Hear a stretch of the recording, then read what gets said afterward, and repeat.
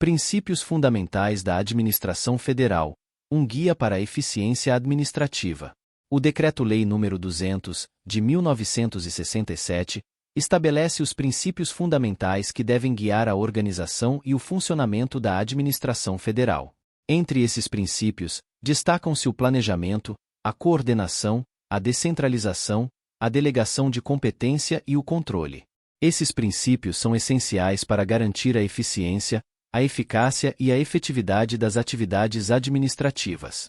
O primeiro princípio, o planejamento, refere-se à necessidade de se estabelecer objetivos claros e definidos para orientar as ações da administração federal. O planejamento permite que os recursos sejam alocados de forma adequada e que as metas sejam alcançadas de maneira eficiente.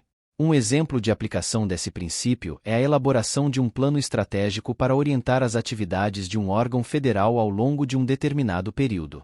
O segundo princípio, a coordenação, diz respeito à necessidade de se harmonizar as ações e os esforços de diferentes órgãos e entidades da administração federal. A coordenação é fundamental para evitar duplicidade de esforços e garantir a eficiência na utilização dos recursos públicos.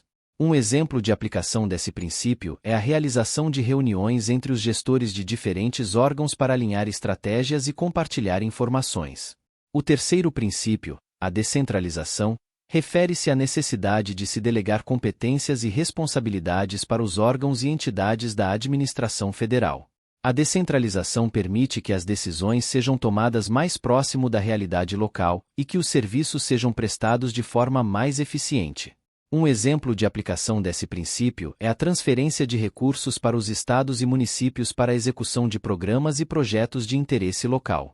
O quarto princípio, a delegação de competência, está relacionado à necessidade de se atribuir poderes e responsabilidades para os servidores públicos.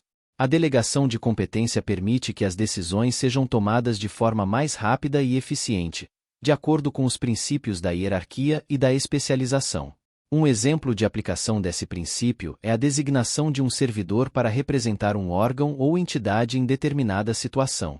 O quinto e último princípio, o controle, refere-se à necessidade de se avaliar e monitorar as ações da administração federal. O controle é fundamental para verificar se os objetivos estão sendo alcançados e se os recursos estão sendo utilizados de forma adequada. Um exemplo de aplicação desse princípio é a realização de auditorias e avaliações periódicas para verificar a conformidade das atividades administrativas com as normas e diretrizes estabelecidas.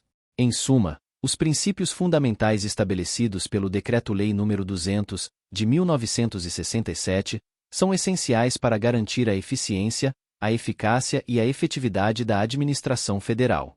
Esses princípios orientam as atividades administrativas e contribuem para o alcance dos objetivos do Estado de forma mais eficiente e transparente.